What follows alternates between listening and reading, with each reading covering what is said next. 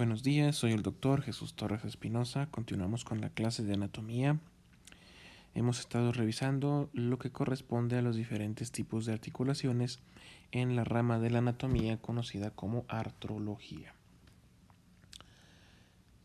Ya habíamos revisado con anterioridad lo que son las diartrosis, las anfiartrosis y las sinartrosis, que son las articulaciones sin artrosis sin movimiento y las anfiartrosis con movimiento limitado.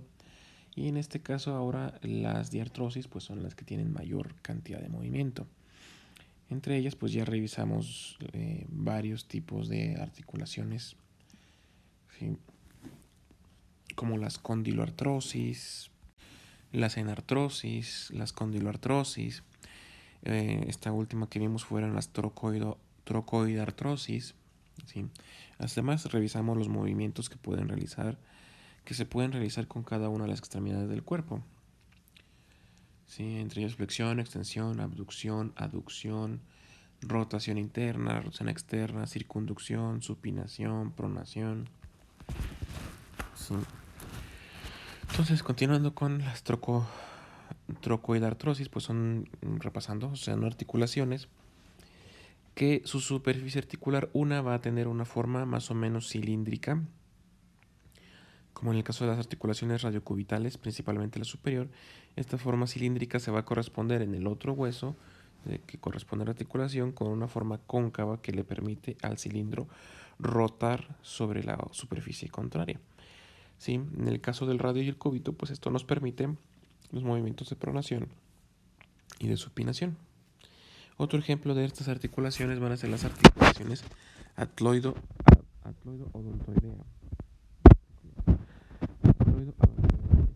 Que se encuentra entre el atlas y el axis, para ser específico, en la apófisis odontoides del axis. Esto es a nivel de la segunda articulación cervical en el cuello. Esta articulación lo que nos permite es girar la cabeza, ya sea hacia la izquierda o hacia la derecha, es lo que nos permite girar la cabeza. ¿Sí? Entonces va a girar el atlas sobre el axis, sobre precisamente esta apófisis odontoides. Las articulaciones vamos a dividirlas, además de su función o de su forma o sus movimientos, los vamos a dividir topográficamente. Y así, clasificadas por topográficamente, pues las vamos a dividir en 4 grupos en total. Uno, las articulaciones que son de la columna vertebral, que a su vez se van a ir dividiendo en diferentes clasificaciones. Estas, pues todas las de la columna van a ser consideradas anfiartrosis, salvo algunas particulares. O sea, tienen muy poca movilidad, ¿sí? Y su movilidad pues va a depender de la flexibilidad de los ligamentos articulares. Entonces tenemos primero las articulaciones comunes intervertebrales. O sea, la mayoría de las vértebras, como se encuentran articuladas, las vamos a considerar dentro de este grupo. Luego tenemos las articulaciones particulares vertebrales, las que tienen características propias, ¿sí? Por alguna razón, como por ejemplo la sacrovertebral. Esa sería la unión que encontramos entre la última lumbar y la primera sacra. Y recuerden que las vértebras sacras se encuentran todas fusionadas en un solo hueso, que es el hueso sacro. Luego tenemos las vértebras la articulación sacrocoxígea, en la cual sí tenemos una anfiartrosis. El sacro no está fusionado con el coxis, entonces sí hay una pequeña movilidad en esa región. También tenemos la sacroiliaca, que sería la articulación que hay entre los dos huesos coxales y el sacro, o las alas del sacro. Todas estas pues van a ser de tipo fibroso, ¿sí? Pero siguen siendo anfiartrosis. Luego tenemos la intercoxigia, porque resulta que las pequeñas vértebras coxígeas no están fusionadas entre sí, sino que se encuentran articuladas y unidas por fibrocartílago. Luego tenemos la articulación atloido-axioidea, ¿sí? Que es la articulación que hay entre el atlas y el axis, que es la que acabamos de mencionar, y la atloido-odontoidea. Específicamente ahora es la articulación del atlas con la odontoides. Se mencionan aparte porque tienen más movilidad, al menos lo que es la atloido-odontoidea, que las demás de este grupo. Posteriormente tenemos las articulaciones que hay entre la columna vertebral y la cabeza, que es básicamente una sola articulación, que es la articulación que encontramos entre el hueso occipital, que tiene dos cóndilos. ¿Sí? Esta va a ser condilar. Tiene dos cóndilos a los lados del agujero magno que se van a articular con lo que es los cóndilos del atlas.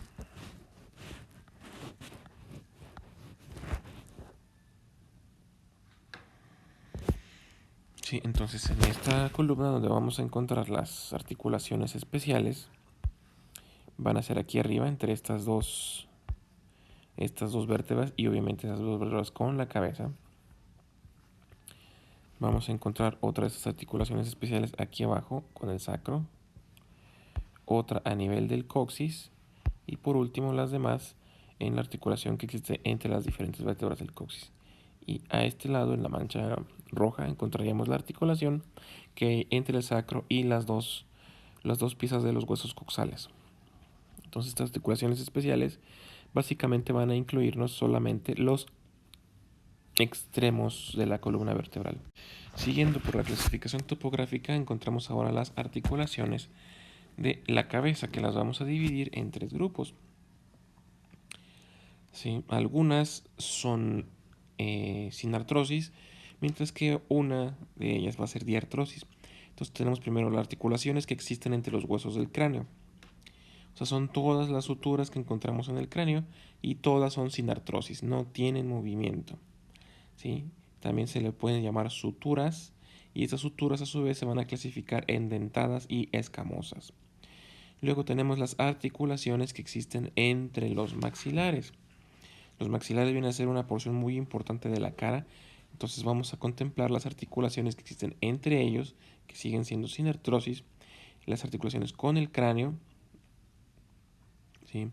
Entonces estas van a ser todas sin artrosis o también les podemos llamar suturas armónicas. Son los tres tipos de suturas que ya habíamos visto anteriormente, son dentadas, escamosas y armónicas. Y por último tenemos la articulación temporomaxilar, que pues son dos articulaciones, una izquierda y una derecha, que son diartrosis y son condíleas. El tercer grupo de articulaciones por topografía van a ser las articulaciones del tórax. ¿Sí? Estas articulaciones del tórax las vamos a dividir a su vez en cuatro grupos. Uno, las articulaciones que se encuentran entre las costillas y la columna vertebral. Estas son artrodias. ¿Sí? Quiere decir que son parte de las anfiartrosis, entonces van a permitir un movimiento limitado. Luego tenemos las articulaciones que existen entre los cartílagos costales y las costillas. Luego tenemos las articulaciones, con las que acabo de mencionar son entre las costillas y el cartílago, que vienen a ser estas. Las podemos distinguir porque pues el hueso está en amarillo y el cartílago está en azul. Entonces la articulación que existe entre uno y otro es una sin artrosis, no hay movimiento ahí, se mantienen fijas. Luego tenemos las articulaciones entre los cartílagos costales y el esternón. ¿Sí? El esternón lo vemos aquí en verde, entonces todas las articulaciones que se encuentran, los cartílagos y el esternón, esas son más móviles, son artrodias. Y por último tenemos las articulaciones que tienen entre los cartílagos entre sí, que igualmente van a ser artrodias. Tienen un movimiento parcial. Todo esto pues con la finalidad de permitir pues los movimientos respiratorios, la amplexión y la amplexación.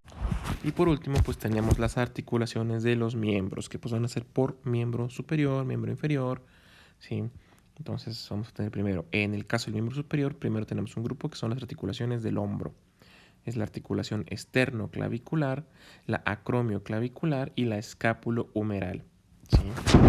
El nombre pues están involucrados en dicha articulación. Las siguientes serían las articulaciones que encontramos en el codo. En el codo vamos a encontrar una articulación formada por tres huesos en total, siendo el principal el húmero, y luego vamos a encontrar el radio hacia afuera y el cúbito hacia adentro. Entonces, entre los tres nos forma la articulación del codo. Luego tendríamos las articulaciones de la muñeca, en la cual tenemos una articulación entre el radio y el cúbito primero, la articulación inferior. Luego tenemos la articulación interósea, igual entre radio y cúbito, pero hacia el tercio medio. Luego tenemos las articulaciones carpianas, que son las carpianas propias, donde se articulan todos los huesos del carpo entre sí. Tenemos también la articulación radiocarpiana, que es donde se va a articular el radio con el carpo para formar ya ahora sí la articulación más móvil de la muñeca. Y luego tenemos las articulaciones carpo-metacarpianas, que son las articulaciones que existen entre el carpo y los metacarpos. Luego, ya en el caso de la mano propiamente dicha, encontramos tres grupos de articulaciones. Uno, las intermetacarpianas, que vienen a ser las articulaciones que se encuentran entre cada uno de los metacarpos para formar ya la palma, ¿sí? Luego tenemos las articulaciones metacarpofalángicas, que son las articulaciones que hay entre el metacarpo y las falanges, al menos las falanges proximales. Nosotros las podemos identificar en nuestras manos, en los nudillos, ahí se encuentra la articulación metacarpofalángica. Y posteriormente tenemos las interfalángicas, que son las articulaciones que existen en los dedos entre cada uno de los tres segmentos que componen los dedos, que son las tres falanges. El siguiente grupo va a ser el miembro inferior. Es muy simple, las vamos a enumerar y con eso terminaríamos la clase. En la cadera tenemos la articulación que existe entre el sacro y los dos huesos ilíacos, la articulación que existe en los huesos ilíacos entre sí al frente, que va a ser el pubis, y tenemos la articulación coxofemoral, que va a ser la articulación que existe entre el hueso coxal y el fémur, o sea, la articulación que le va a dar movimiento a la cadera. Luego tendríamos más abajo las articulaciones de la rodilla, que se corresponden en el brazo a los del codo. En este caso tenemos la articulación que tenemos entre el fémur, la rótula y la tibia. Entonces hay una articulación entre el fémur y la tibia, la femorotibial. Tenemos una articulación entre el fémur y la tibia, que es la femorotibial. Y siguiente tendríamos las articulaciones superior e inferior que existe entre la tibia y el peroné o fíbula. También se le puede llamar peroneo tibial. Luego tenemos abajo la tibio-peronea astragalina, que puede ser el equivalente a la tibio-tarsiana, que es la articulación entre la tibia y los huesos del tarso, pero es solamente con el hueso astrágalo, ¿sí? Luego tenemos las articulaciones propias tarsianas, que es como el equivalente en la mano, pero con el tarso, donde se unen los huesos del tarso, los 7 huesos. Y luego tenemos las articulaciones que se forman entre el tarso y los metatarsianos, que son los equivalentes a los metacarpianos de la mano, que ya pues formarían parte del dorso del pie. Y por último, pues tenemos las articulaciones propias ya del pie como tal, que entre ellas tenemos las intermetatarsianas, son las articulaciones que entre los metatarsianos, las metatarsofalángicas, no metacarpofalángicas, ¿sí? No hay que confundirlas, el carpo es de la mano, el tarso es del pie, entonces aquí son el metatarsofalángicas, las articulaciones que hay entre los huesos del metatarso y ya propiamente los dedos, ¿sí? Y luego tenemos las interfalángicas, que son las de los segmentos de los ortejos. Sí, aquí son un poquito menos móviles que las de las manos y pues ya está, sería todo lo que tendríamos que ver de artrología hasta el momento. Lo que correspondería después sería estar revisando si acaso cada una de las diferentes articulaciones y viendo sus ligamentos y los puntos de inserción y los movimientos que generan cada una de esas articulaciones, que iremos revisando algunas de las más importantes previo a su examen parcial. Su examen parcial va a ser el próximo viernes. ¿Sí? Y por hoy terminamos la clase.